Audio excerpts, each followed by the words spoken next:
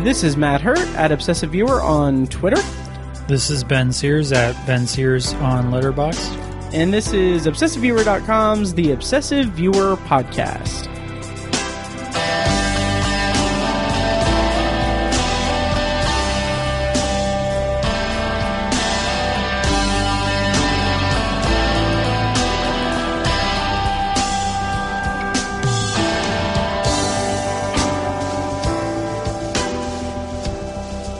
And welcome to The Obsessive Viewer. We're a movie and TV podcast that covers a specific topic, be it genre, trope, movie, or show, each episode. You can find more of our work at ObsessiveViewer.com. You can also like us on Facebook and join the Facebook group at Facebook.com/TheObsessiveViewer. And also you can support us on Patreon at Patreon.com/ObsessiveViewer. At the minimum rate of $1 per month, you get access to exclusive, audio recordings specifically for Patreon supporters. $5 gets you commentary tracks, and $10 gets you early access to our reviews and episodes. So check that out at patreon.com/obsessiveviewer. I'm your aforementioned host, Matt Hurt, and with me today is recurring co-host and contributing reviewer for ObsessiveViewer.com, Ben Sears. How's it going, Ben? Pretty good. How's it going? Pretty good. This is a very exciting episode in my opinion, because we are going to be talking about a couple of Hitchcock movies that are on the Ebert's Great Movies list, which we have been going through at our pace about once a month on the podcast lately. So this is part 4 of that ongoing series where we talk about 2 of Ebert's great movies on his great movies list. So we'll get to that in a moment, but the reason that we're doing this special Hitchcock double feature is because we both attended Hitchcock Night on October 14th at, it was at Tibbs Drive-In for Heartland Film Festival. And I kind of wanted to get us kicked off by talking a little bit about Heartland and if there's anything you watched that you want to talk about, and then we can kind of go from there. Sure. Yeah. Okay. I didn't end up watching as many as I would have liked to, but I still got to a couple of them. Nice. Same here. Let's see. A couple ones that you guys already, or at least one that you guys already talked about, 76 Days. Mm-hmm. I love that one. I thought it was one of the better films at the whole festival. Mm-hmm. And I'm glad I was able to see it. Oh, yeah. One called Freeland, which the synopsis, it says, forced to go legal, an outlaw pot farmer fights to preserve her way of life. And I really enjoyed that one. It stars Krisha Fairchild, who I had never seen before, but she's in, you remember the movie Waves from last year? Oh, yeah. The guy that directed that, he directed her in another movie just called Krisha, which I've heard good things about. So, me too. So, yeah. She's fantastic in it. Nice. So, let's see. I wrote a review of The Outside Story. That one was fine. It's got Brian Tyree Henry from Atlanta, from Widows, all kinds of stuff. He was great. Oh, yeah. The movie was just okay. You saw this one as well, Picture Character. Yeah. Oh, yeah. It's about emojis and just kind of an oral history of them, and just what I thought was really interesting. It goes into a couple different stories, like all around the world, of these people who are trying to get new emojis made, and just the process that goes into that. And I thought it was kind of fascinating.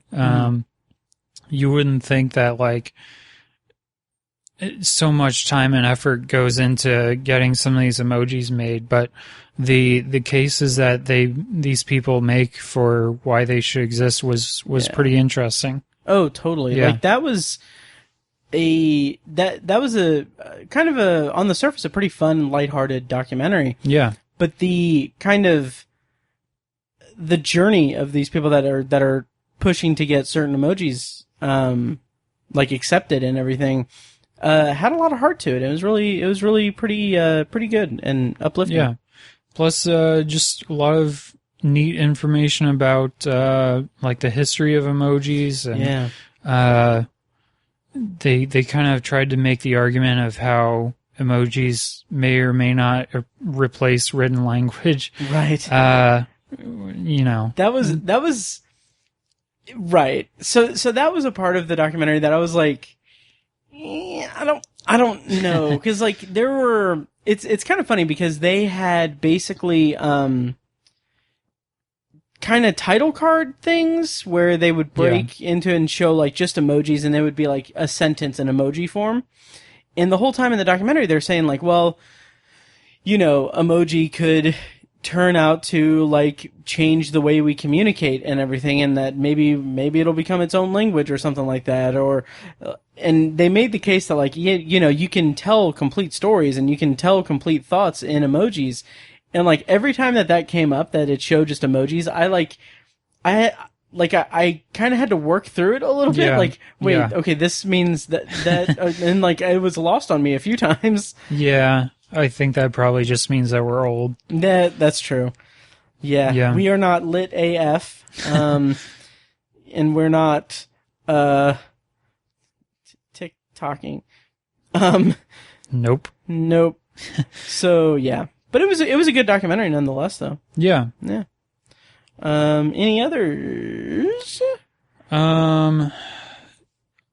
Yeah. One called Sophie Jones. Mm-hmm. Directed by Jesse Barr. It says, after her mother's death, 16-year-old Sophie Jones is trying everything she can to feel something again and make it through high school, inspired by true experience of grief, girlhood, and growing up. And I thought this one was pretty interesting. It had the lead actress that plays Sophie Jones. Her name's Jessica Barr, I guess. So I still don't know for sure, but I believe that's the same person that directed it, which is insane because she's playing a high schooler. Oh, wow. Yeah. So I think I tried looking up after I watched it to see if I could get some kind of bio information, but I don't think I could find it. But she's great. The story is interesting. There were a couple moments where it felt kind of like it was like playing it safe almost. It was also just kind of, I don't know, maybe this is just me as a middle-aged man, right, just kind of icky, because it kind of, like, one of the ways that she goes through this grieving process is to, like, try and have sex as much as possible. Oh, okay. And she's a high schooler, so that was kind of weird, just as a old man watching. But yeah, the direction was really, I really enjoyed that. The cinematography was really good, and like I said, the performance was pretty great as well. Nice. Okay.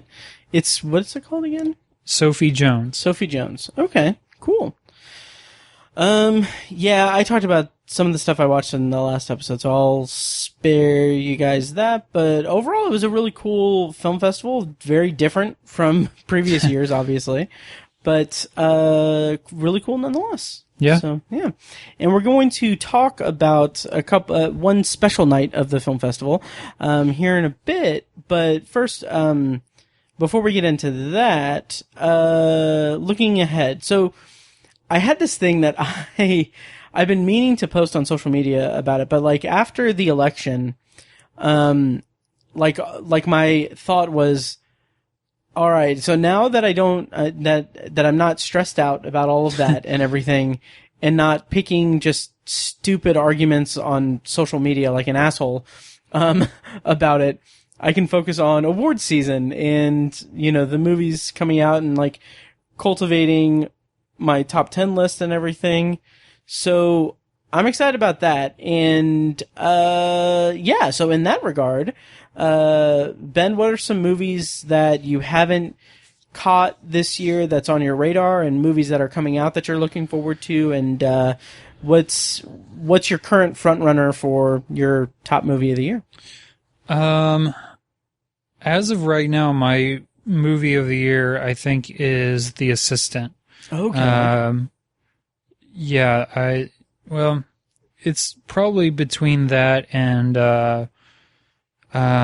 First Cow, which Kelly Reichardt movie. I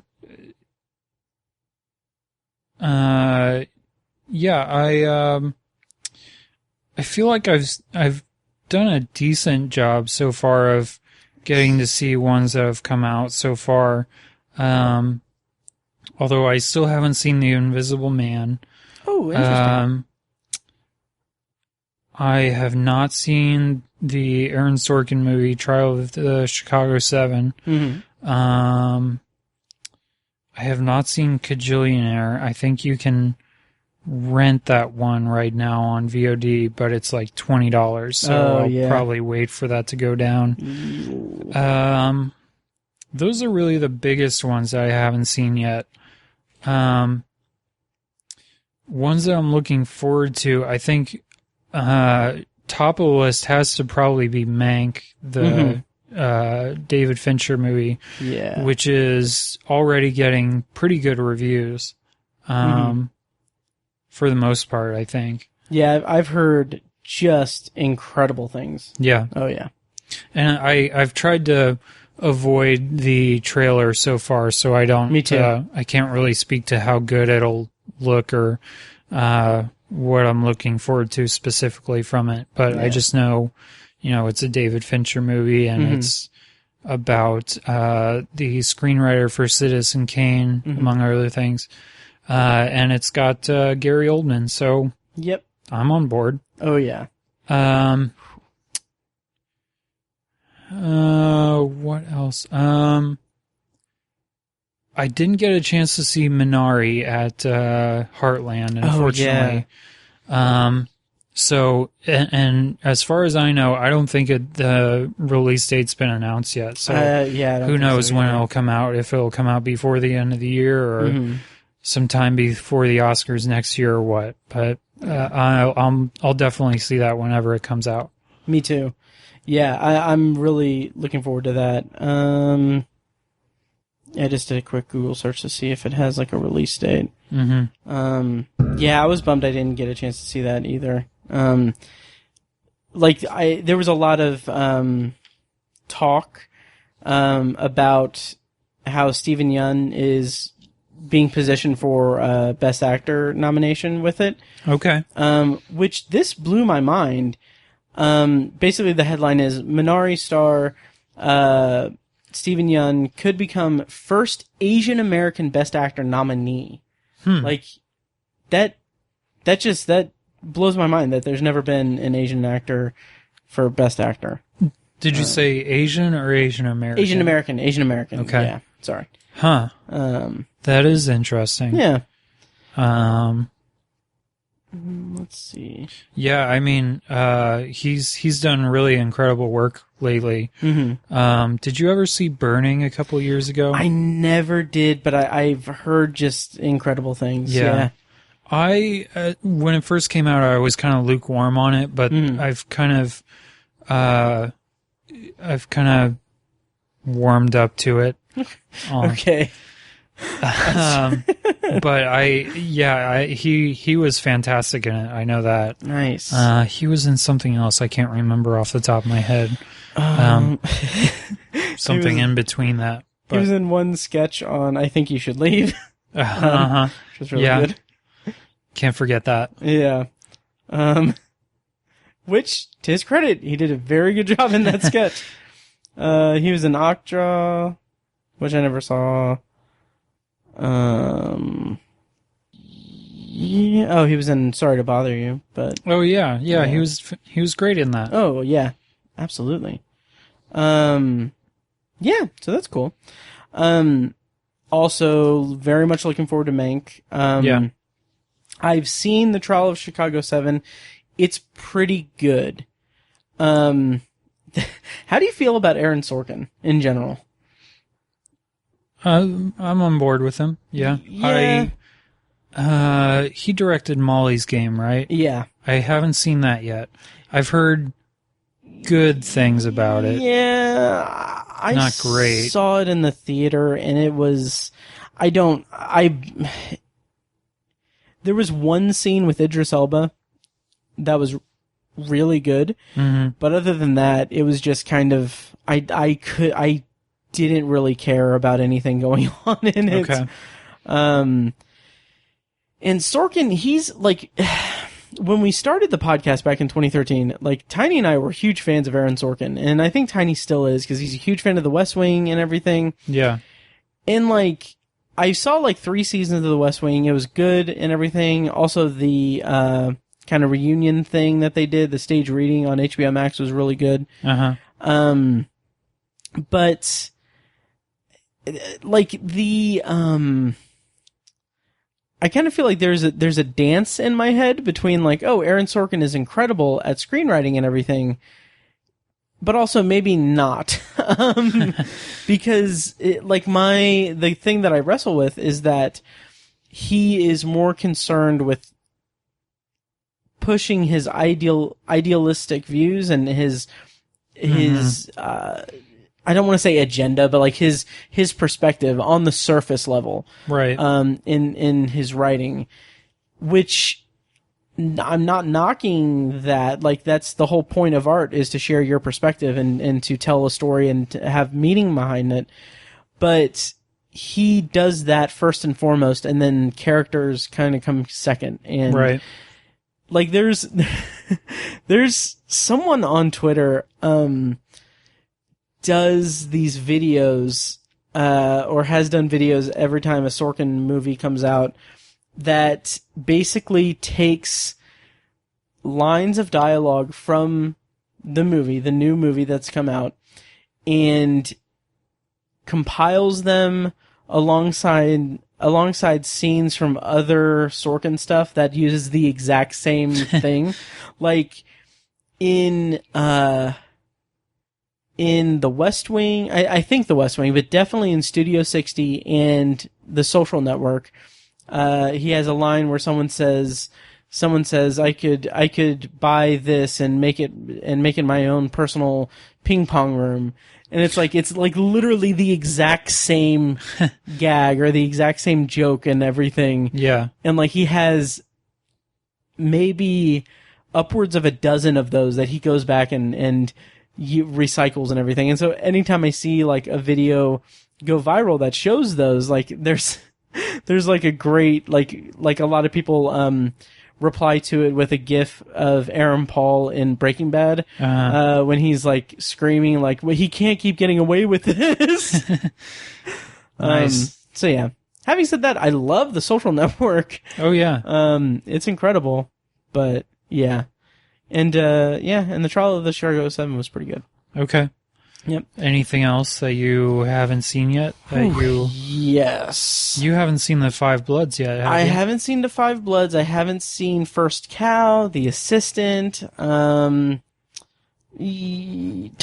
also. And I really want to see Mank. And it's funny, we're recording this the day that the embargo for Hillbilly Elegy was like lifted. And I didn't know anything about it per se, except that it's Ron Howard directing a movie. Right. And that it's based on a book. And apparently the reviews that came out today, because the embargo was lifted, are just destroying it. Yeah. They've almost all been bad, I think. Yeah. So I'm curious about that one. Yeah. Also, there's that movie that's coming on Hulu with Mackenzie Davis and Kristen Stewart Yeah. as a couple. It's a rom-com. It is called Happiest Season. Yes. So I am a sucker for the romantic comedy, so I will be checking that out. I think it's a romantic comedy. Yeah. Oh, also, another Netflix movie called Ma Rainey's Black Bottom. Oh, yeah. Which is, I believe, Chadwick Boseman's last movie role. That's right. So, I think Viola Davis is in that one as well, and I think it's about jazz or music around that era. I'll definitely check it out just because of him. Oh, absolutely. And I think it's another August Wilson adaptation. So that sounds right. I never saw it. Was Fences another one? I never saw that. Me neither. Okay. I was going to, but then I kind of had to decide whether or not, so I was just kind of had to kind of sit on the fences of it. Yeah. But interesting thing about Happiest Season. Yes. Directed and co-written by Clea Duvall. Okay. Who was in The Faculty and a bunch of stuff in the 90s. Interesting. And also co-written by Mary Holland, who is a noted guest on Comedy Bang Bang regularly. Yeah. Not so much lately. Yeah, I guess we know why. Yeah. So anyway, that's kind of a breakdown of some of the stuff that I'm looking forward to and that we're looking forward to. So, yeah. For sure. Yep. So shall we go into our Ebert's Great Movies list, Part 4, Rear Window and Vertigo, Hitchcock Night at Heartland Film Festival. Let's do it. 2020. Drive-in, I don't know. Okay. So, so this is part 4 of our ongoing series, exploring the movies of Ebert's Great Movies list. So I am going to go ahead and bring us into the opening stinger thing that we do. So here is our intro to Ebert's Great Movies list. No name is more synonymous with film criticism than Roger Ebert's. Even now, my voice is reaching millions throughout the world. Millions of despairing men, women, and children. People say, do film critics have too much power?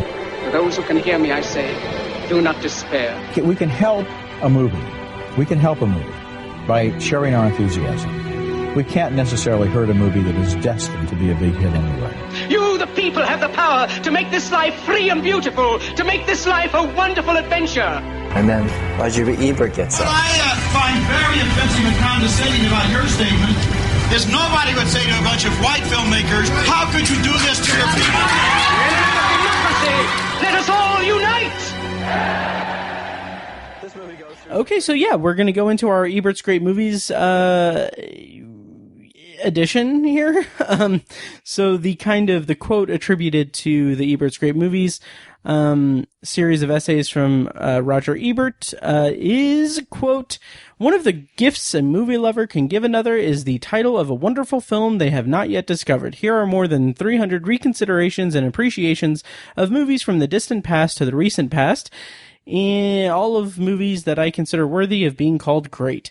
So each edition of this series of episodes on the podcast, we do 2 movies from Ebert's Great Movies list, and this is a special episode because we were able to watch 2 of them at the Heartland Film Festival. They had Hitchcock Night, and so before we get into talking about Rear Window and Vertigo, Ben, how did you feel about the experience of Hitchcock Night and watching these movies at the drive-in at Heartland Film Festival?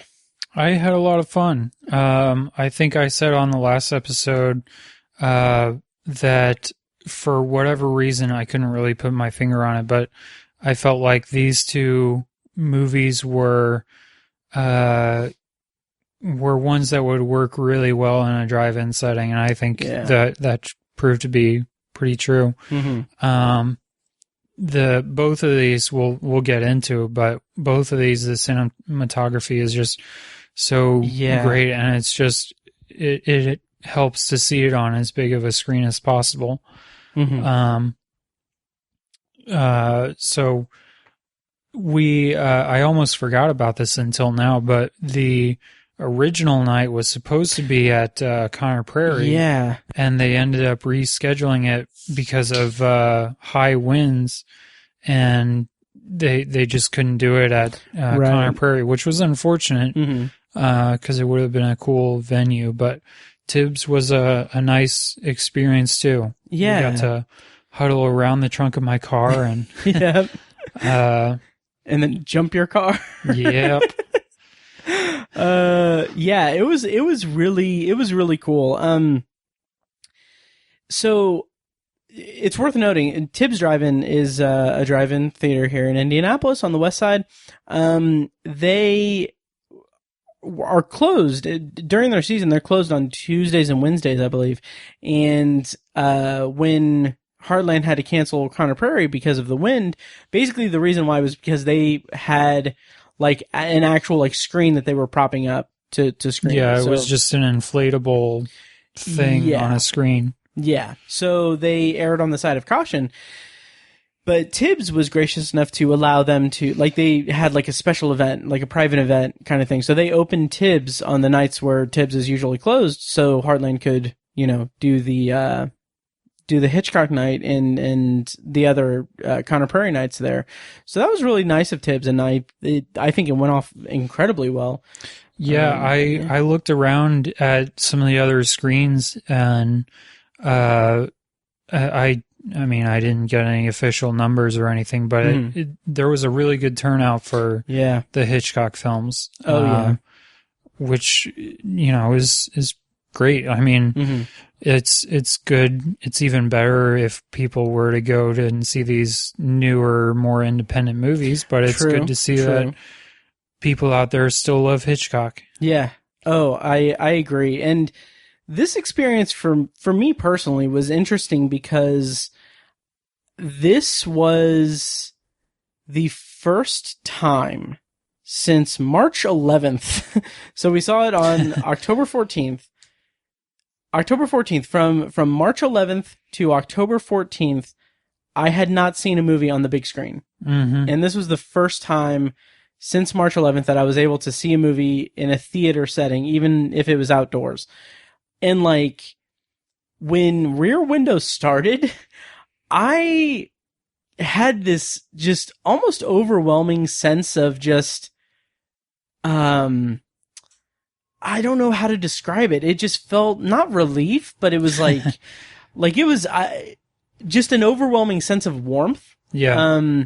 'Cause it's just like I'm getting to do the thing that I love to do. Yeah. It's like coming home again. Yes. I was gonna make a stupid joke.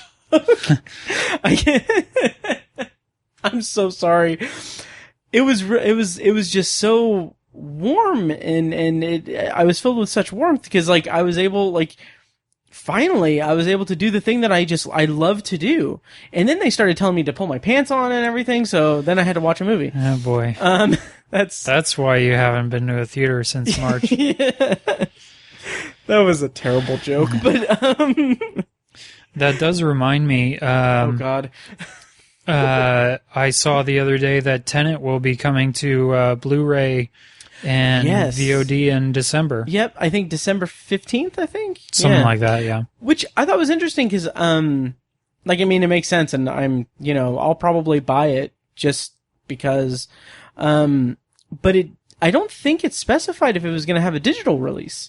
Because usually they do digital beforehand and then... Yeah, it might not have... may just be projecting, because usually the...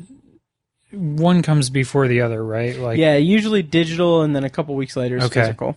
Right. Yeah, I don't know which one is when. Just mid-December, people look out for Tenet if you haven't seen it yet. Yeah. So I'm looking forward to... finally getting to see that the way it was meant to be seen, probably on my laptop while I work from home. Yeah. So, yeah. But Hitchcock Night, just awesome. I was so happy to be able to see these movies on the big screen, and getting to see them at a drive-in was really special and cool. Yeah. I had bought, which now in retrospect, it's like, this was a dumb purchase anyway. But like, I bought like a little tiny handheld radio. Oh, yeah. Yeah, just to like hear it, and so I wouldn't have to like use the car battery or anything. But it was kind of garbage and everything, so whatever. But no, it was nice. It was cool. I liked it. Okay. Shall we talk about the movies now? Might as well. All right. Yep. So, all right. So we basically, Hitchcock Night was 2 Hitchcock movies, Rear Window and Vertigo. We're going to go chronological. So Rear Window came out in 1954. So we're going to start there. I'll give a quick rundown. Rear Window, directed by Alfred Hitchcock, of course, was released in 1954. And the plot summary, courtesy of Letterboxd, is professional photographer L.B. Jeffries breaks his leg while getting an action shot at an auto race. Confined to his New York apartment, he spends his time looking out of the rear window, observing the neighbors. When he begins to suspect that a man across the courtyard may have murdered his wife, Jeff enlists the help of his high society fashion consultant girlfriend and his visiting nurse to investigate. So, Ben, what is your history with Rear Window? And what's the likelihood that I'm going to be able to say the title of the movie without, like, very, like, aggressively trying not to mess up the rear sound? Okay. I did not see Rear Window until recently, maybe in the last year or so. But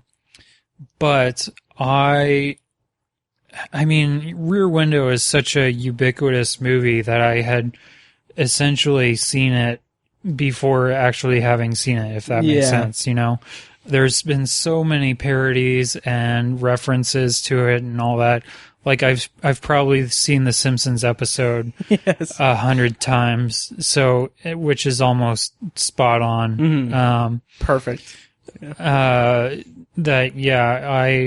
Once I finally did watch it, I loved it. Mm-hmm.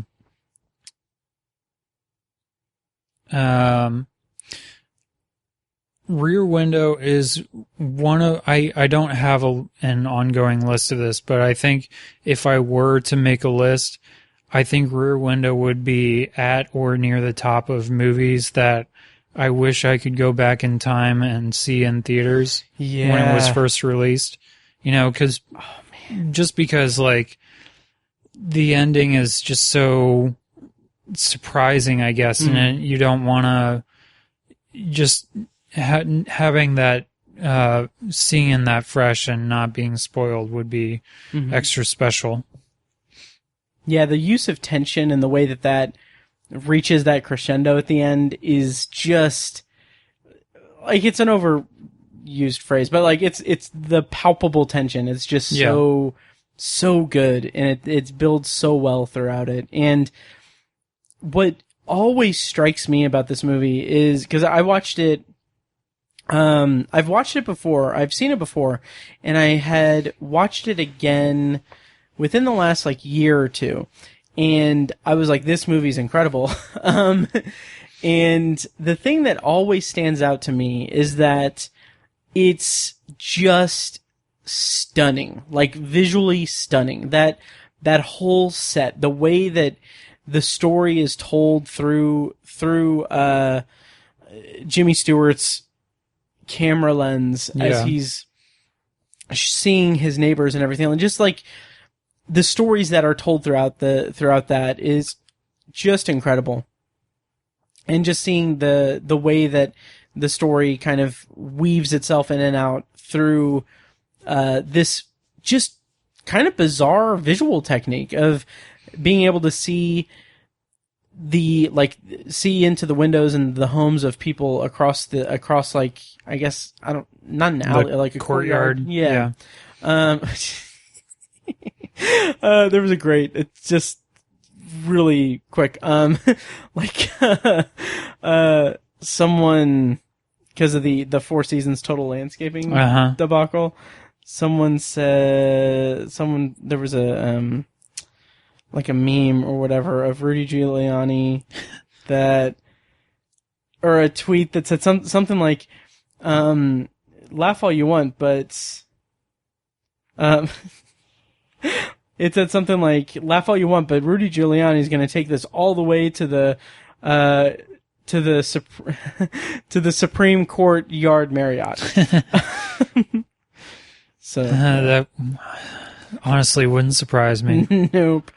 And then there was also a really great meme that showed Rudy Giuliani in a like they photoshopped in behind him a bunch of Ritz crackers and said that this is Rudy Giuliani at a press conference at the Ritz. Good stuff. So, that's Rear Window. Yeah. Yes, Rear Window. I was just gonna say real quick. News just broke. It's not really huge news, but Johnny Depp obviously exited the Fantastic Beasts sequel, and it says Mads Mikkelsen is in early talks to replace him. So that's interesting. I might actually watch that now. Yeah. So probably not. Yeah. So Rear Window. If I may make a very dumb, just completely local joke. I think local. I don't know if this is a nationwide thing, but in my head when I hear or read Rear Window, I think of it as the to the tune of the TV jingle for B Window, which I think is local. I don't know. Maybe. Anyway. Rear Window. Yeah, I know what you're talking about. I know the jingle. Yep. Yeah. Let's famous B Window. B Window. B Window. Anyway. Yeah, so we should see if they'll sponsor this episode. We should. Yeah.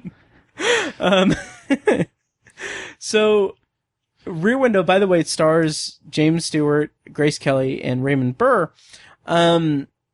How did you feel about the overall plot and the suspense of it? Like the concept. Like how did you feel about everything? Yeah, I think that this is a movie that only Hitchcock could have made. Mm-hmm. Because if I remember right, like after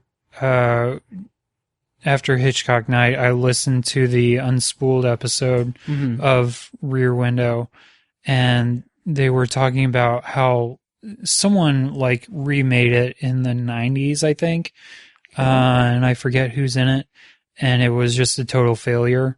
Which I haven't seen that one, so I don't know exactly why it was a total failure. Mm-hmm. But I mean, Hitchcock, that was his bread and butter, is just being able to ratchet up suspense in such easy ways to understand. And I loved watching it this time. I really loved how I believe the entire movie is just from Jimmy Stewart's perspective. Like, and granted, most of the action happens in his apartment, but like the scene where Grace Kelly goes over to Thorwald's apartment, where she goes over to Thorwald's apartment, most other directors, I feel like, would have shifted to her perspective and what she was seeing and experiencing, but instead he keeps it all at Jimmy Stewart, and you just feel how powerless he is to do anything. And that was a great decision from Hitchcock, just to keep it there. Absolutely, because the camera never leaves that apartment, like ever. Just perfect use of isolation as a mechanism for mounting tension. Because, and like you said, that's hitting the nail right on the head, is him being so powerless in the situation. Yeah. Just really, really strong filmmaking. Yeah. I do want to mention twice in this movie there are cats. So the opening scene has a cat, and there's another scene with a cat licking a sculpture or something. I don't know. But yeah. So to all the listeners, Matt did point that out as at the drive-in. I did, and it was weird because you just left. It was strange. But yeah, so there were kitties. But yeah, how do you feel about James Stewart in general? He's kind of a national treasure, and obviously well respected and everything. How do you feel about him as an actor, and how did you feel about him in this movie? Yeah, I don't think there's any movies I have seen him in where I haven't just loved him. Mm-hmm. He's, one of, I don't think this is a hot take or anything, but he's one of the greatest actors of all time. Mm-hmm. And I think he's really especially perfect in this one as just like this crotchety old man who, he's got the whole world at his fingertips and he doesn't really want it. Like, he's got freaking Grace Kelly eating out of the palm of his hand, and he just tries to, like, he doesn't want to marry her. He tries to tell her about, like, she wants to go with him on his adventures around the world, and he tries to tell her how miserable she'll be, and she's just, she still likes him for whatever reason. So I think this, we'll get into this versus Vertigo, but I think this is one of his better performances. I agree. He plays that, and it's interesting because the characters, and like you said, we'll get into this comparison later, but the characters are interesting. I don't know if I'd say parallels to each other, but mirrors. Well, yeah, opposites in a sense. Like, he is, Jeff in Rear Window is a commitment phobe, and he isn't willing to commit to, like, leaving behind a bachelor life or what have you. It's really interesting. And I really appreciate the drama of that. And I think that he, with any like big, larger than life actors, there's a tendency to just, kind of boil them down to almost a parody of themselves, or like an impression of them. Yeah, right. Like, I mean, you hear like Sean Connery, who just passed away. Like, instinctively people like do the Sean Connery voice. Do you want to give us some of that now? Sean Connery or Jimmy Stewart? You pick. I'll do Jimmy Stewart, but let me preface it by saying that hey, kitty.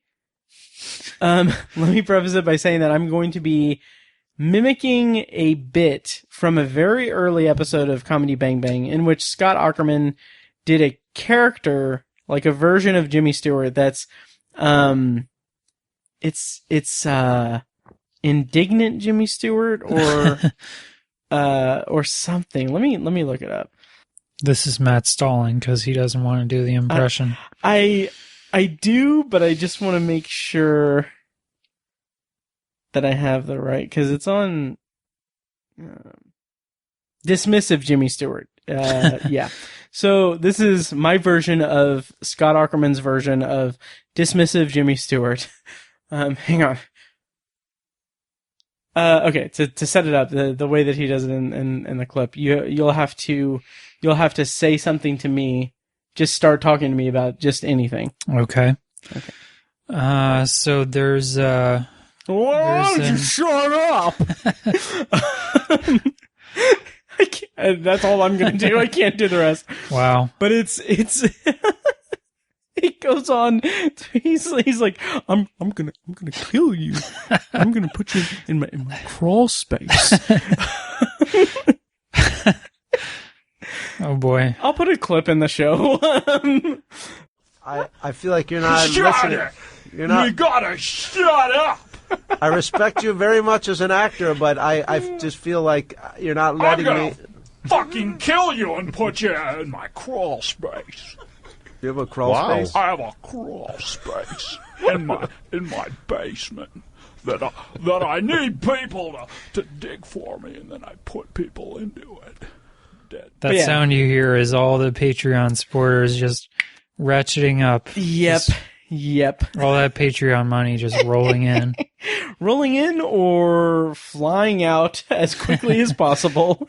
I am confiscating your phone, by the way, so that you can't take your donation away. But anyway, so my whole point was that Jimmy Stewart is an icon who I feel like can be boiled down to just like Jimmy Stewart isms, like right. It's a Wonderful Life, like, oh, thanks Emporium, or oh, right. Emporium, like it. I don't know. It kind of becomes his persona that he's known for kind of overshadows people's remembrances of his character and everything. And I think that he does a really good job of differentiating the Jimmy Stewart brand, if you will, with the Jeff Jeffries character. And there's some nuance there that I really appreciated. I feel like what you're getting at is kind of like how I feel about John Wayne and his characters and his performances, and how similar, maybe this isn't like what you're trying to say, but just how it's hard to differentiate his real life persona from the characters that he plays, almost to the point of where it's hard to tell from one movie to the next who he is.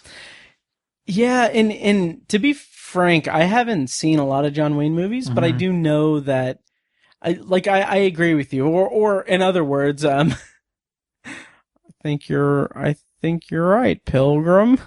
That was terrible.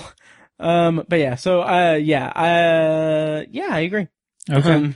So anyway, I think he did a great job, and the suspense, because so much of the suspense is kind of on his shoulders, because like we said, it's all from the perspective of his room and his view from the rear window. Yeah. And it's like he has to sell that danger. He has to sell that anxiety and fear.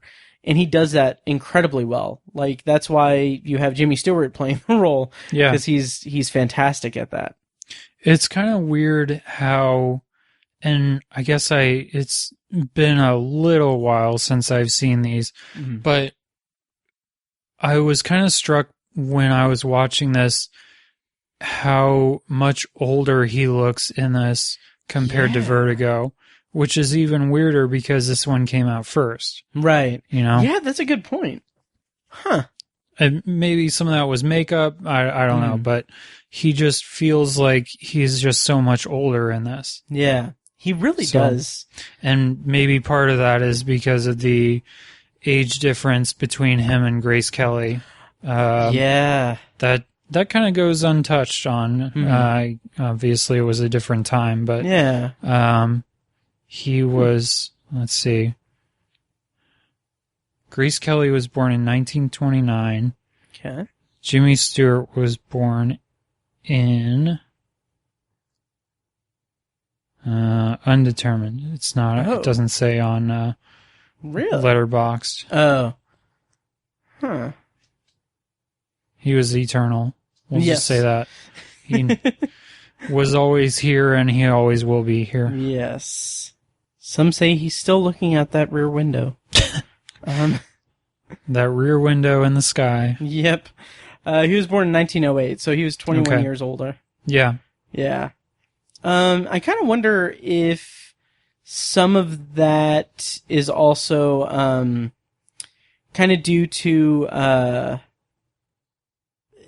your point, like maybe there's some makeup that's done to convey, not necessarily that he's older or younger or anything like that, but more to convey, and this is pure conjecture on my part, convey the lifestyle that he has, because he is an action photographer. Right. So maybe there's an element to the makeup effects to convey that he's, been in some trying conflicts. Yeah. So, yeah. Raymond Burr, sir. You saw, I assume you still haven't seen Hamilton because Disney and Nope. everything. Okay. Yeah, that was a reference to Hamilton. I will be getting, regrettably, I'll have to get Disney Plus, though, because Soul comes out. Oh, yeah. Early December, I think. Yeah. Huh. Yeah. Going straight there. So, Yeah. I'll know what you're talking about soon enough. Mm-hmm. Well, yeah. Well, I hope that you enjoy it when you're in the room where it happens. I know that reference. Yeah. Anyway, so Raven Burr. Yeah, so Raymond Burr. He does this. I feel like one of the challenging things about the movie and the storytelling, and something that Hitchcock does, like, you wouldn't think that it was challenging for him, but when you kind of deconstruct it and think about it, it must have been an incredible challenge to convey both this isolation and this seclusion for Jeff, while also like walking that tightrope of making Raymond Burr either suspicious and malicious, but also conveying that in a way that still lets you cast doubt on whether or not he actually is, a murderer or anything. And like, that is such a big thing to tackle in a movie. And I think that, the reason why Rear Window endures for this long is that it is done perfectly. It is very impressive the way that it handles that tension and confusion and the mystery of it. And I would say, again, it's kind of interesting that these two movies kind of parallel each other in interesting ways, because Vertigo kind of has a similar dance with mystery and almost a noirish story. I would say that Rear Window handles its mystery quite a bit better than Vertigo, but I'm maybe splitting hairs of two masterpieces essentially. Yeah. So, we can talk about this a little bit more, but I feel like Rear Window is more of a mystery than Vertigo. You know?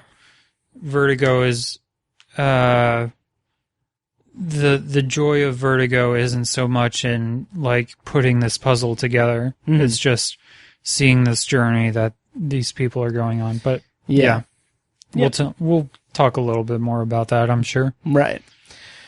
So, anything else about Rear Window? Really the one complaint that I have with it is just, and this is a little bit less extent with Vertigo, but the ending is just super abrupt. I agree completely. I had forgotten about that until I rewatched it this time. Yeah. Just like the ending is just like, Jimmy Stewart falls out the window, and then like a minute later, they're like, the cops are like, "Hey, he confessed. He did it. Yeah. It's all over. We got him." It's like, end of movie. Yeah, absolutely. And like, it's like the denouement of the movie is 30 seconds at most. Yeah. It's very brief. And yeah, kind of a similar thing with Vertigo also. Right. Yeah, I'll agree with you on that. However, I will say that the build up toward that, like the actual like culmination of the suspense and the tension and everything and the danger, was really like just satisfying to me. Mm-hmm. I thought that was just perfect. And the Hitchcock cameo is, I believe, at the beginning. Okay. Yeah. I don't know where it is in Vertigo though. So, yeah. I always forget about that. Yeah. Until after when I'm reading like on Letterboxd, I always forget about it. Yeah. Whenever I see a Hitchcock movie, I always mean to go back and check, but yeah. Mm-hmm. Yep. So that's Rear Window. Yeah, Good movie. Great movie. Great movie, in fact. Yes. So, would you put it on a great movies list that you would compile? Yes. Nice. And so would you say it's a... Go ahead. Thumbs up, which is what I should have asked first. Yes, thumbs up. Same here. This is probably something we'll get to, but I mean, this is just the start of the Hitchcock movies on this list. Right. I don't know for sure exactly how many are on here, but there's Psycho, there's Strangers on a Train. Yes. Notorious North by Northwest. Maybe one other one at least, but I mean Ebert was a big fan of Hitchcock, so this is just the tip of the iceberg. So I don't know.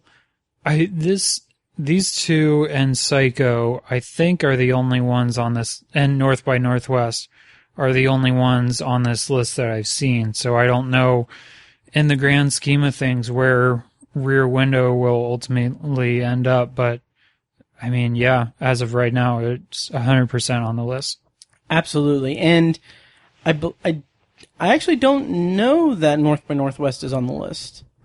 I think it is. Because from my notes, I've got Shadow of a Doubt, Psycho, Notorious, Strangers on a Train, Rear Window, and Vertigo.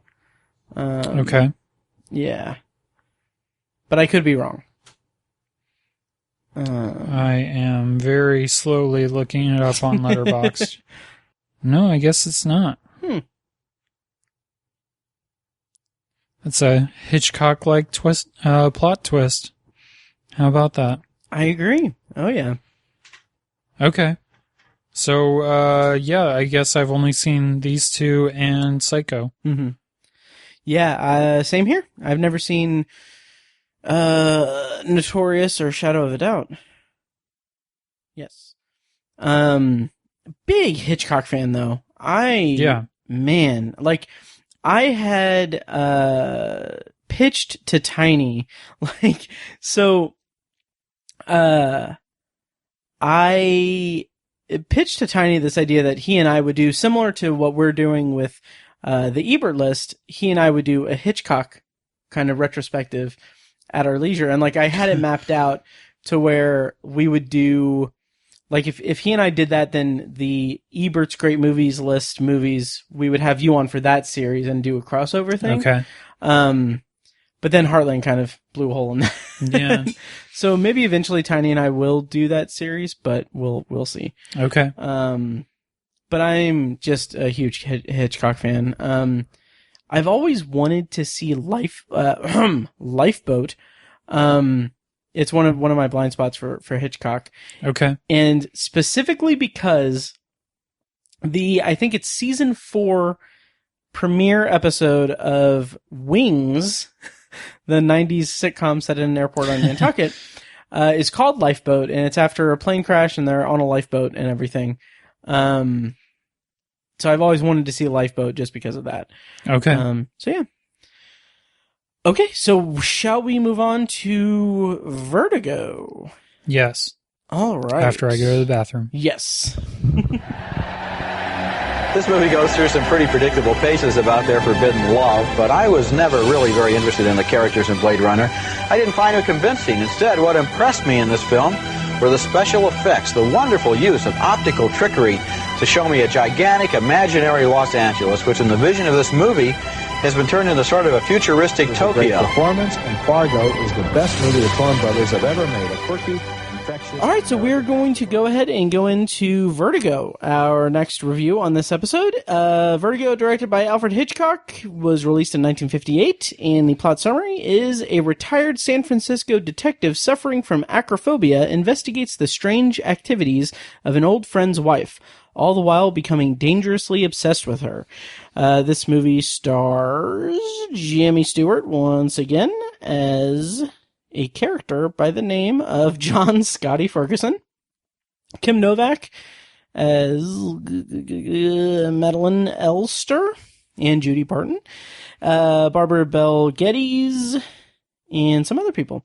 So Yeah. So Ben, what's your history with Vertigo? I don't have much history with this movie except that back in like 2006, it was like the only like suspense or borderline, like the only suspenseful movie I had in my collection when I was at USI.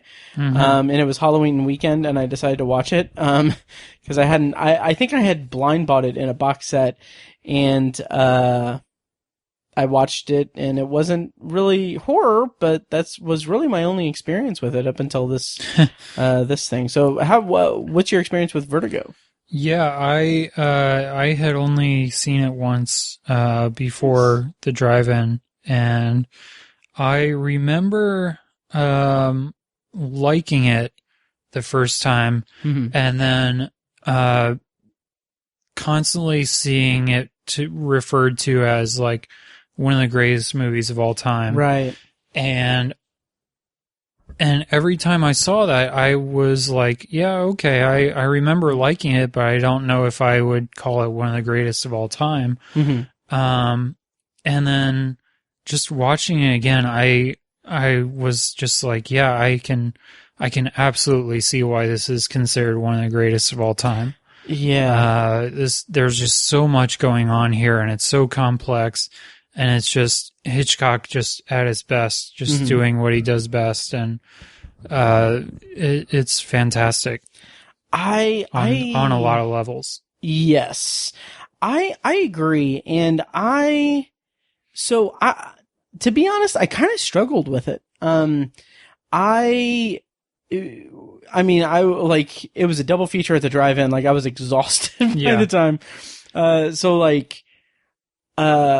I didn't pay as close enough attention to it. And then I revisited it today, actually. But I had, like, tried to revisit it, and it was just, like, the timing wasn't right, for, like, just my attention and everything. But rewatching it today, I can definitely see the appeal and the just abject beauty of the movie. Like, this is something I wasn't expecting when, like, at the drive-in or upon rewatching it. I wasn't expecting the surreal quality of it. Like, there's a sequence where, Scotty it's a dream sequence that goes into, like, this animated realm, and it's just so out there and bizarre and surreal. Like, I kind of wonder, like, it reminds me, this is a lame connection to draw, because I'm sure that it didn't influence him or anything, but it reminded me of, like, 11 years after this movie came out, when Kubrick made 2001 and the Jupiter and the Beyond the Infinite sequence. Just that kind of psychedelic, surreal kind of visual thing. And, like, the movie as a whole is just, again, same with Rear Window, just strikingly gorgeous. Yes. Like, there are sets where, like, the restaurant where it's like the walls are like a deep red and like a floral kind of like print on them. And then not only that, but like the patrons of the restaurant, and in particular, Kim Novak's character. Yes. Kim Novak's character is like, she's in like this dark green that, like, it's not necessarily in contrast to the backdrop, but it's like, it's the same kind of like hue, I would say, I guess. Right. I think. Right. And it is just remarkably beautiful. Yeah. Yeah. Yeah, absolutely. The cinematography is just incredible here. One of my favorite scenes is when they go to, I don't know if it's the Sequoia National Forest or the Redwood Forest or whatever forest that is. Just that entire scene is just beautiful. And just the light and the shadows that he uses and the colors. Yes. It's really great. And if you go on the Ebert website, there I don't think it was Ebert himself that did it, but someone, I think maybe after he died or somewhere, they do a really intensive, in-depth breakdown of the use of colors in this. And oh, nice. One that'll really stand out to you is the color green and just how that's used.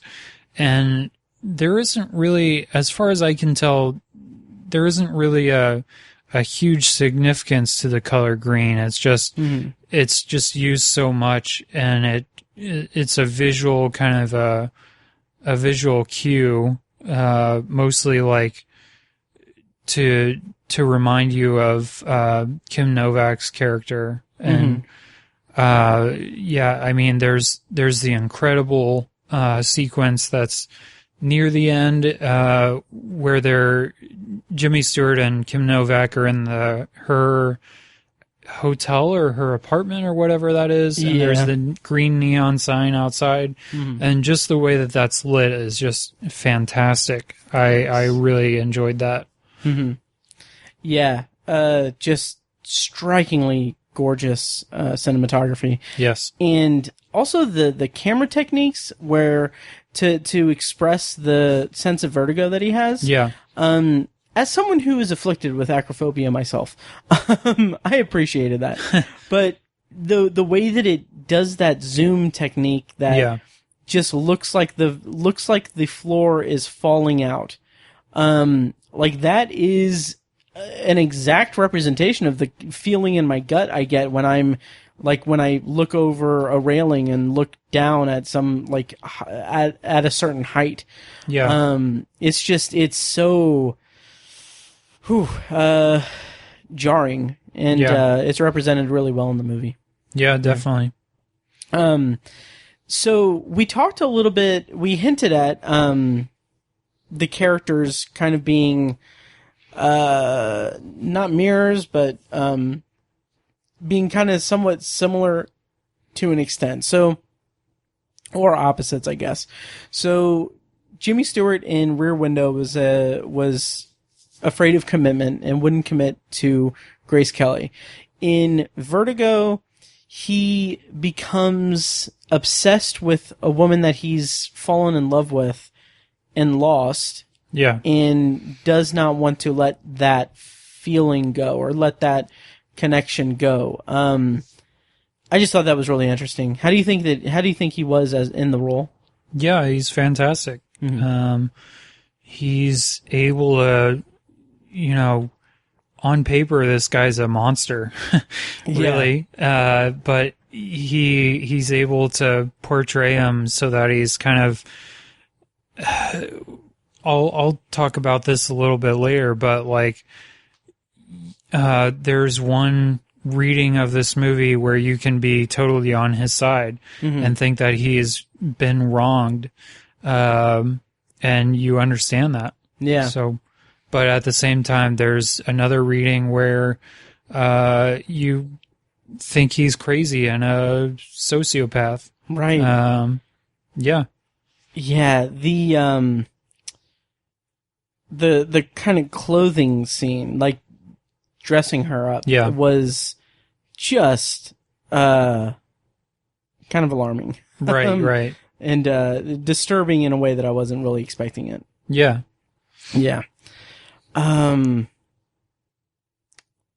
I think part of the reason why this movie is so well regarded and why I really enjoyed it this time, I think there's just so many different ways that you can see this movie, and each time I feel like you can see it from a new perspective. Like you can see it the first time from Jimmy Stewart's perspective, and we talked about that, or you can see it from Kim Novak's perspective and how she's this woman who was just trying to do something for this married guy who she was having an affair with, who eventually just kind of tossed her to the curb, and then she tried to find love with someone else, and then ultimately, we know what happened. Right.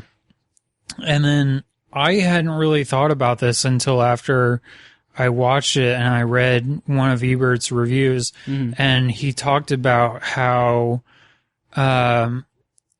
Jimmy Stewart's character is kind of the Hitchcock in real life stand-in. Oh, and yeah. how Hitchcock was kind of famous for like having vertigo. And his fear of heights and loving San Francisco and being a man about town and all that. Yeah. No, his kind of controlling nature around his actresses and how so Jimmy Stewart was just kind of like a stand-in for that. And just reading that and seeing it from that perspective just added a whole new depth for me. And yeah, it's all just about how this guy just wants this woman to be perfect, but he can't do it. And she's just out of reach for him. And yeah. Yeah, that's an interesting connection to draw with Hitchcock and Jimmy Stewart. Yeah. Plus, I mean, there's you could see it again and just kind of see it as from a technical standpoint, and like we said, it's a beautiful movie. Yeah. Oh yeah. The abruptness of the ending, that was kind of a like it is one of the great movie endings. Yeah, it's in that conversation. But what I don't like is that that's the ending of the movie. Like, it's way too... I feel like there should have been, like, something more afterwards, like a denouement for the movie. Okay. And do they set up the nun? Like, do they establish the nun does she just pop up out of nowhere? I can't remember. I mean, you just watched it today. I know, so. Which is a very, very poorly reflecting on me. But to my recollection, no, I don't think she shows up before before Kim Novak sees her, and I don't think you see her before that. Yeah, no. But yeah, in either way, it's a really abrupt ending. I love the ironic twist of it, like like in terms of just sheer storytelling, I think that it's brilliant. Yeah. And it provides a really just kind of brilliant bookend to the movie. But it just I feel like that it could have used maybe a little bit more. I don't know, because yes, I do agree it is very abrupt, and watching it at Tibbs, I was kind of struck by, like, oh, it's over now. Yeah. But I don't know, like, what more I would need. Like, do I need to see Jimmy Stewart's character, like, the aftermath of that? I don't know. Yeah. 'Cause it would be different, but he's kind of experienced almost that exact same thing already in the first half of the movie. Right. Yeah, that's true. And I think it's been a while since I listened to it, but I went back and I listened to the Unspooled episode for this one as well. And I think they mentioned there was the original script, there was a scene after that. Okay. But I think Hitchcock kind of cut it out because it didn't need it. Sure. I don't know. Yeah. It's interesting. This movie was a critical and commercial failure. Yeah. In 1958. Yeah, that's another thing they talked about. Yeah. Yeah. And I don't think, if I remember right, I don't think Hitchcock really liked this one himself. Oh, yeah. Yeah, that's a bummer, because I feel like it's, well, I don't know if I'd necessarily say it's a bummer, because, I mean, I feel like this movie gets the respect that it deserves and it earned. But it's interesting.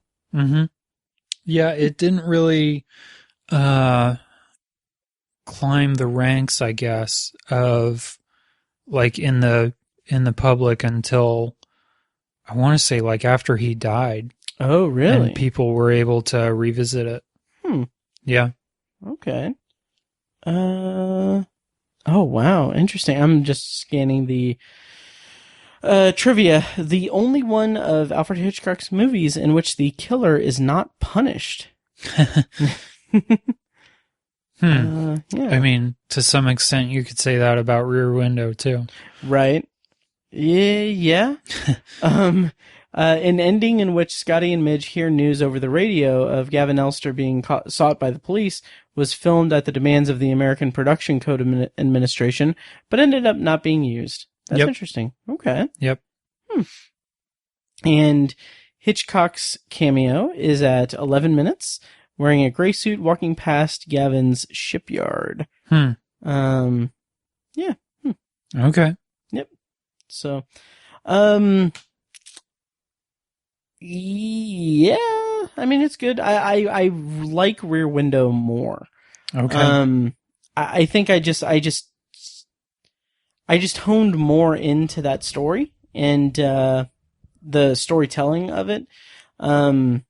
As kind of, with Vertigo, it's kind of almost fantastical. Like the kind of conceit of the movie is that it's setting up this mystery or this scenario that seems just short of fantastical in its setup and everything, or confusing at the very least. And then it's working as it works through it, we get more information and everything. But the kind of clarity of that's cleared up pretty early in the grand scheme of things. And then the rest of the movie is him working, like working through his feelings and working through his obsession with Kim Novak's character. And I think that when taking that and putting it up against Rear Window, which I feel is a very tightly plotted and brilliantly told story, I just really, really appreciate Rear Window more. However, I do appreciate Vertigo for having that surreal kind of tone to it throughout it. So yeah. Okay. Yep. How do you think they compare? I think that I would say Vertigo. I like Vertigo better. Oh, nice. Just because of, like I said, the rewatchability of it, and just I agree. There is definitely some surreal elements to it, and I don't think there's really any other Hitchcock movie that I can think of off the top of my head that really do that, or that could do that, you know? Yeah. Huh. It's all just so internal, really. Right. You know? Yeah, that's a good point. If there is a Hitchcock movie that can do that, I haven't come across it. Right. Yeah. So I'm taking it that's a thumbs up for me? Yes. All right. Thumbs up for me too. And would it make your great movies list? Yes. Okay. Is there, in the entire filmography of Alfred Hitchcock, that you've seen, is there a movie that you would put, if you could only put one Hitchcock movie and on your great movies list, and you were like, and they were like, oh, but it can't be Vertigo, or what? What would you put on there?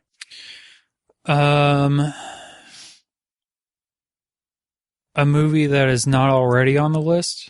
It can be, yeah. Okay. For the longest time, I would say that, and I might still say this, that Psycho is probably my favorite Hitchcock.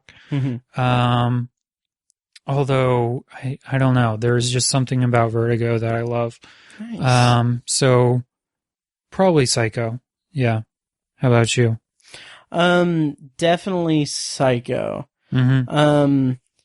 Yeah, definitely Psycho. I went through a a stretch this year because of COVID and everything where I watched like over the course of a week, I watched maybe 5 Hitchcock movies. Mm-hmm.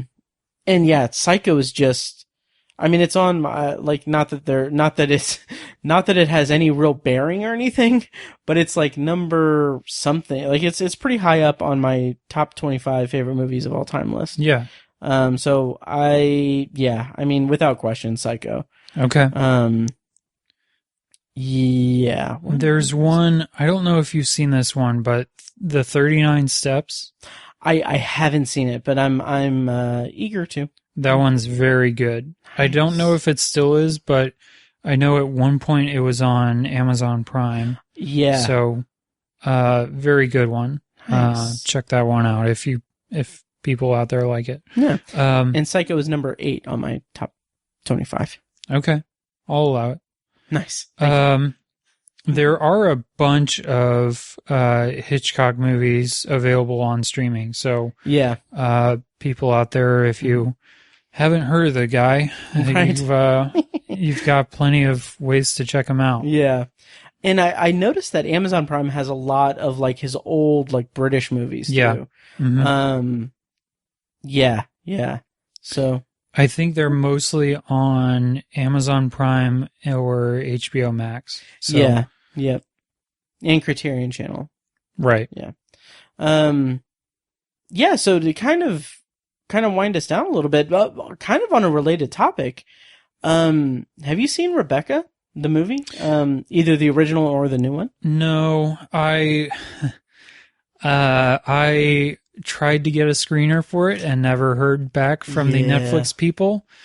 And after that, I have mostly seen negative reviews of the new ones, and never saw the original one. So, but from what I've heard, neither one of them are as good as the book that it's based on. That's what I've heard too. Like even because I bought the Blu-ray, the Criterion Blu-ray at Barnes and Noble, right? Yes, that's when the name of the bookstore. Yeah, when they had the sale, I bought it, and like the guy that rang me up was like, "Oh yeah, have you seen this yet?" And I was like, "Nope, I'm just kind of going through a Hitchcock kick." And he's like, "Oh, it's really great, but my wife is a huge fan of the book though, and it's apparently really good." Mm-hmm. So shout out to the guy that worked at Barnes & Noble.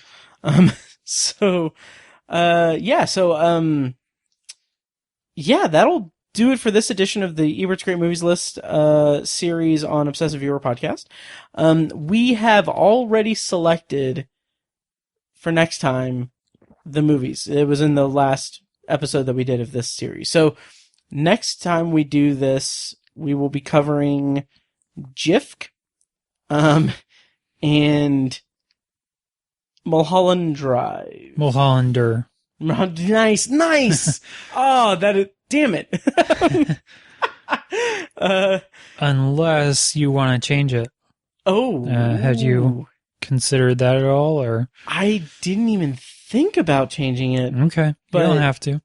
Yeah, because I think I want to stick with JFK. Okay. Did you want to change yours? I do, but I don't. So okay. I'll stick with it. Okay, cool. All right, well, that is your guys' assignment to watch these movies, and we will watch them too. So JFK is available on HBO Max, but only for this month. I think it leaves in December. Mulholland Drive is a little bit harder to find, I think. You can rent it digitally. You can't buy it digitally, but you can rent it. That's weird. I know. And any Blu-ray or DVD copies don't have a digital copy at all. Ugh. That is too bad. But yeah, it is available to rent on Redbox, Apple TV, Google Play, and everything. They kind of across all platforms. It's interesting. The price to rent it across everything is $3.99. But Redbox has it for $1.99. So yeah. So that's what we will be covering next time. It'll probably be, I think that episode should we shoot for early December, the first week of December-ish Sure. or something? Yeah. So we'll play it by ear and we'll see But yeah, that's what we're going to do next time. And Ben, do you want to take this time to talk about your Happy Valley series? Oh, yeah. Sure. Yeah, every Tuesday at Midwest Film Journal, I'm going chronologically through the films of the Happy Madison production company.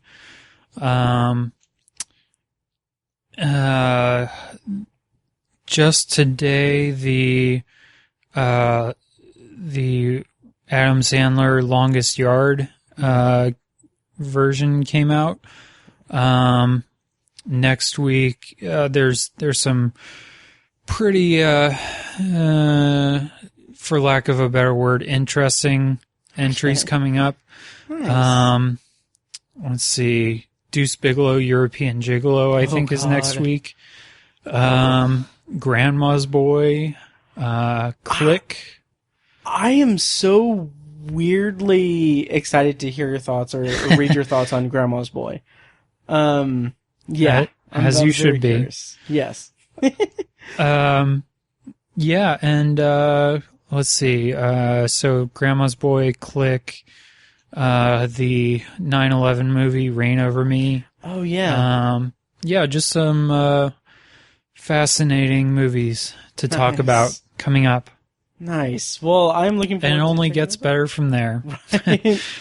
Whew. Well, best of luck to you on that, and it's great stuff. So, yeah, check that out over at MidwestFilmJournal.com. I'll put links in the show notes and everything. And I think that'll about do it. Yes. So that'll do it for this episode of The Obsessive Viewer. Thank you guys so much for listening. Once again, you can become patrons at patreon.com/obsessiveviewer, where you can pledge $1, $2, $5, or $10 per month. $1 and $2 gets you access to a RSS feed recorded specifically for Patreon supporters. $5 gets you access to commentary tracks I'm going to be trying to get pumped out at least once a month, hopefully. And then $10 gets you access to early access of full episodes and everything. Basically, as I finish editing them, I'll throw them on the Patreon feed and then schedule them for the main feed. So, yeah, check that out, patreon.com/obsessiveviewer. And, yeah, and also look out for a bonus episode that's going to be dropping in a couple of days here, a special episode on Friday, which happens to be November 13th. Which happens to also be Mike White's birthday. So, those are the clues that I'm going to give you for what the bonus episode entails. So check that out, when it comes out. So, yeah, having said all that, thank you guys so much for listening. Ben, any last words for this episode? Thank you. Yes, thank you guys for listening, and we'll see you next time.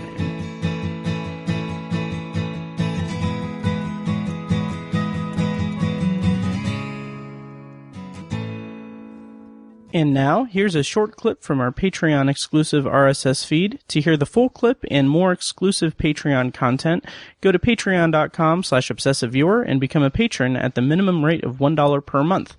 Thank you and enjoy. But it's a Chuck Lorre show. At least he's producing it. It's just a, standard multicam sitcom. Mm-hmm. It's got Thomas Middleditch. It's called Be Positive. Yeah. Okay. Have you watched it? No, but okay. He was on Comedy Bang Bang like a week or two ago and was talking about it, and I saw a commercial or two for it during the Colts game the other day. Okay. So, yeah. So I watched the first episode. I didn't like it. It's pretty terrible, honestly. Like, on one hand, I have a weird affinity for, like, multicam sitcoms with laugh tracks. Like, it kind of harkens back to, like, classic era sitcoms and everything. Like, I enjoy that. I enjoy that type of TV show. But when you have just the hackiest writing yeah, and the most just lifeless setup, and chemistry. Like, I love Thomas Middleditch so much. Oh, yeah. But, man, that is... It's... The first episode did nothing for me. And the thing that kind of it almost made me feel, I don't know if I'd say uncomfortable, but it was like, it was weird, because the premise is that this man finds out that he has kidney failure, and he needs someone to donate a kidney to him. And he bumps into it at a wedding. He meets or reconnects with someone he knew in high school, who she's like a complete train wreck, like partier and everything, and very free-spirited and everything. So you have this, again, super hacky setup of like, the kind of straight-laced, serious guy paired up with the eccentric, free spirit, kind of ditzy, but cute and fun kind of character. It's like, I mean, I'm like, this is 2020. Like, this is stuff that was done to death at this point multiple decades ago. Right. Like, it's just not, it's boring and dumb. The Obsessive Viewer podcast is edited and produced by Matt Hurt and presented by ObsessiveViewer.com. For a full archive of our episodes, go to ObsessiveViewer.com/OV archive. You can also like our Facebook page and join the OV Facebook group at Facebook.com/TheObsessiveViewer. And follow us on Twitter at ObsessiveViewer and at ObsessiveTiny. And follow our recurring co-hosts at I am Mike White, that's me, at R.A. Feckus, and at Burger_Lurker. If you enjoy the show, please take a couple minutes to leave us a rating and a quick review on Apple Podcasts. This is the easiest way to support what we do, and all it costs is a little bit of your time.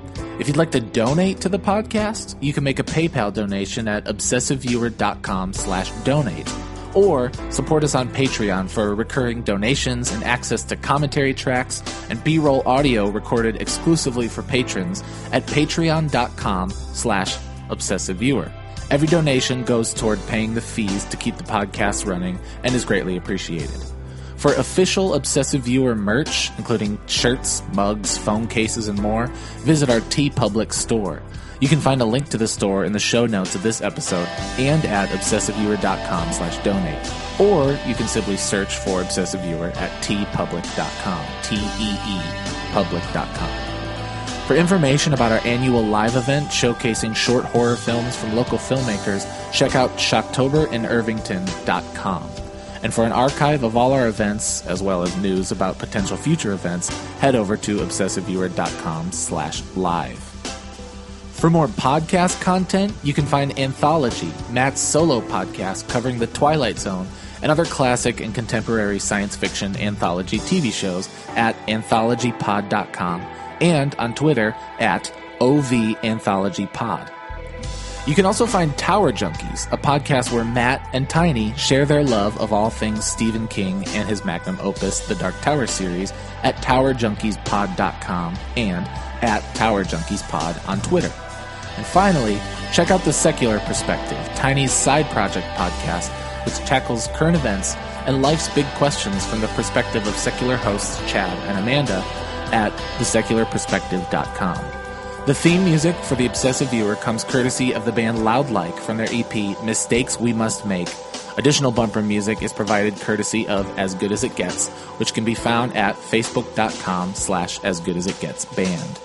Thank you so much for listening, and we'll see you next time. Kitty! That's Faber's B-Window. B-Window.